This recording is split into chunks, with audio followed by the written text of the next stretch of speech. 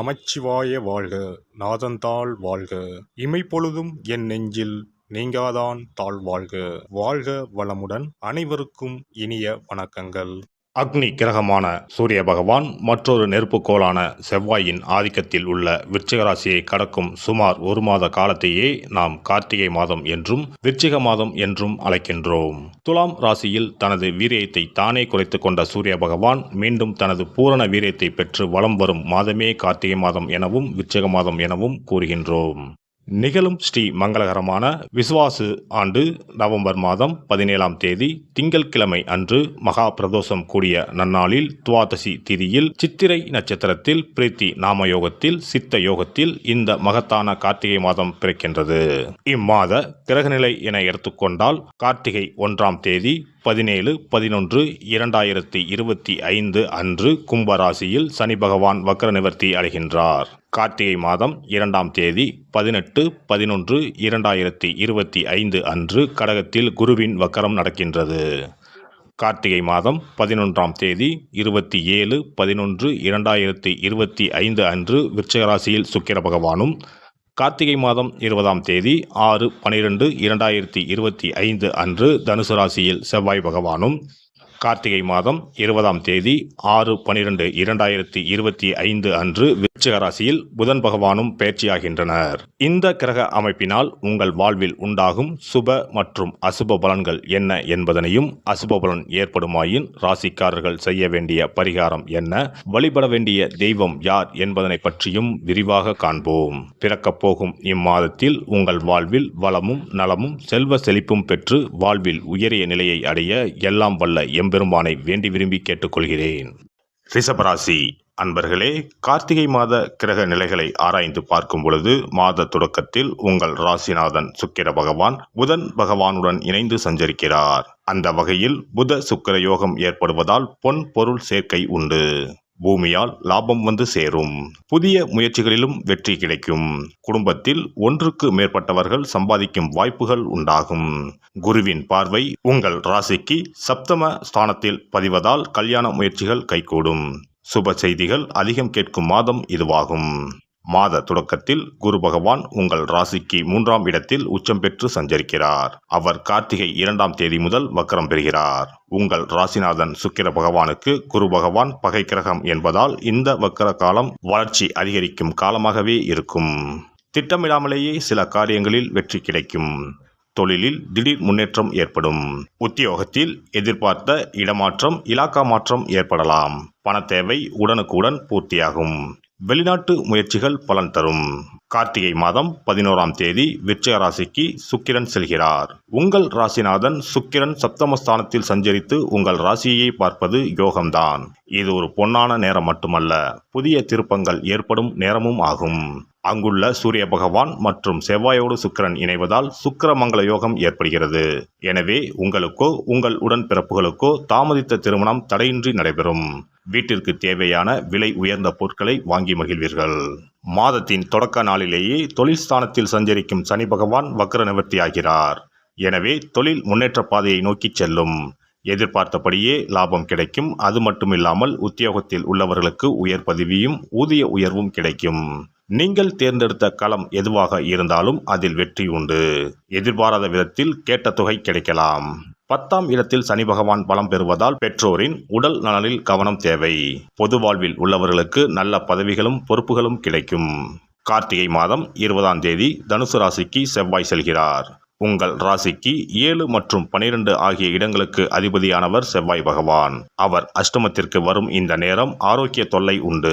அதனால் மனக்கலக்கமும் மருத்துவ செலவும் அதிகரிக்கும். சேமிப்பு கரைகின்றதே என்று கவலைப்படுவீர்கள். வாகனங்களில் செல்லும் போது கவனம் தேவை. இடமாற்றம் ஊர் மாற்றம் எதிர்பாராமல் வந்து சேரும். கார்த்திகை 20ஆம் தேதி விருச்சிக ராசிக்கு புதன் வருகின்றார். உங்கள் ராசிக்கு 2, 5 ஆகிய இடங்களுக்கு அதிபதியானவர் புதன் பகவான். அவர் சப்தம ஸ்தானத்தில் சஞ்சரிக்கும் இந்த நேரம் பொன்னான நேரமாகும். பொருளாதாரத்தில் நிறைவு ஏற்படும். மண் பூமி வாங்கும் யோகம் உண்டாகும். மாமன் மைத்துனர் வழியில் ஏற்பட்ட மனக்கசப்புகள் மாறும். பயணங்களால் பலன் உண்டு. பொது வாழ்வில் உள்ளவர்களுக்கு நல்ல தகவல் கிடைக்கும். வியாபாரம் மற்றும் தொழில் செய்பவர்களுக்கு புதிய ஒப்பந்தங்கள் வந்து சேரும். உத்தியோகத்தில் உள்ளவர்களுக்கு உயர் அதிகாரிகளின் ஆதரவு திருப்தி தரும். கலைஞர்களுக்கு நட்பால் நன்மை கிடைக்கும். மாணவ மாணவிகளுக்கு படிப்பில் அக்கறை கூடும். பெண்களுக்கு குடும்ப முன்னேற்றம் திருப்தி தரும். கொடுக்கல் வாங்கல்கள் ஒழுங்காகும். இம்மாதம் சனி பகவான் மற்றும் ராகு பகவானுக்கு பரிகாரம் செய்வது மிகவும் அவசியம். திருநள்ளாறு, திருக்கொள்ளிக்காடு மற்றும் திருநாகேஸ்வரம் திருக்கோவிலுக்கு சென்று தரிசனம் செய்வது நன்மையை தரும். கோவில்களுக்கு செல்லும் போது தீபத்தில் சேர்க்க நல்லெண்ணெய் அல்லது பசுனை எடுத்து செல்ல தவறாதீர்கள். சிவபெருமான் வழிபாடும் சிறப்பினை வழங்கும். இம்மாதம் பண தேவையை பூர்த்தி செய்யும் நாட்கள் நவம்பர் 25, 26, 27, 30, டிசம்பர் 1, 7, 8, 9. மகிழ்ச்சி தரும் வண்ணம் பச்சை. சிறப்பு பரிகாரம். கழுத்தை நெரிக்கும் கடன் தொல்லையா? தடையின்றி வீட்டில் பணம் புழங்க கை கொடுக்கும் வெள்ளம் பரிகாரம். எவ்வளவு சம்பாதித்தாலும் கடன் தொல்லைகள் விரட்டி வருகிறதா? கழுத்தை நெரிக்கும் பிரச்சனைகளிலிருந்து விடுபட எளிய பரிகாரங்களை செய்து அதிலிருந்து மெல்ல மெல்ல மீண்டு வரலாம். பெரும்பாலும் கடனில் மூழ்கி இருப்பவர்களுக்கு நிம்மதி என்பதே இருக்காது. ஒவ்வொரு நாளும் ஒவ்வொரு யுகமாக நகரும். சொல்ல முடியாத அளவுக்கு மன உளைச்சலுக்கும் ஆளாவார்கள். இது போன்ற தொந்தரவில் சிக்கியுள்ளோர் பச்சரிசி பரிகாரங்களை செய்யலாம். இந்த பச்சரிசி பரிகாரத்தை வெள்ளிக்கிழமை, பௌர்ணமி வரும் நாட்கள் அல்லது புரட்டாதி நட்சத்திரம் வரும் நாட்கள், சதுர்த்தி நாட்கள் இப்படி ஏதாவது ஒரு நாளில் இந்த பரிகாரத்தை செய்யலாம். பிரம்ம முகூர்த்தத்தில் செய்வது மிகவும் நல்லது. இதற்கு ₹1 நாணயம் மொத்தம் 11 எடுத்துக்கொள்ள வேண்டும்.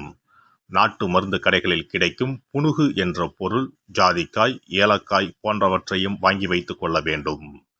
இப்போது 11 நாணயங்களின் மீதும் இந்த புனுகை சிறிது தடவி விட வேண்டும்.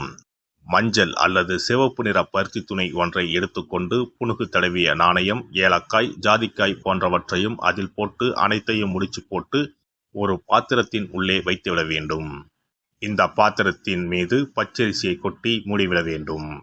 குடும்பத்தில் அதிக சம்பளம் பெறும் நபர்கள் தூங்கும் இடத்தில் இதனை வைத்துவிட்டால் போதும். 48 நாட்களுக்கு இதனை தொடாமல் இருக்க வேண்டும். 48 நாட்கள் கழித்து பாத்திரத்தில் உள்ள ஏலக்காய், ஜாதிக்காய் ஆகியவற்றை தண்ணீரில் விட்டுவிட வேண்டும். பச்சரிசினை எறும்புகளுக்கு தானம் செய்து விடலாம். இதனால் பண கஷ்டம் நீங்கி பணம் பெருக துவங்கும் என்பது நம்பிக்கை. அதேபோல 27 மொச்சை கொட்டைகளுடன் சிறிது வெல்லத்தையும் எடுத்து உள்ளங்கையில் வைத்துக்கொண்டு ஓம் ஸ்ரீ மகாலட்சுமி தாயே போற்றி என்ற மந்திரத்தை 27 முறை சொல்ல வேண்டும்.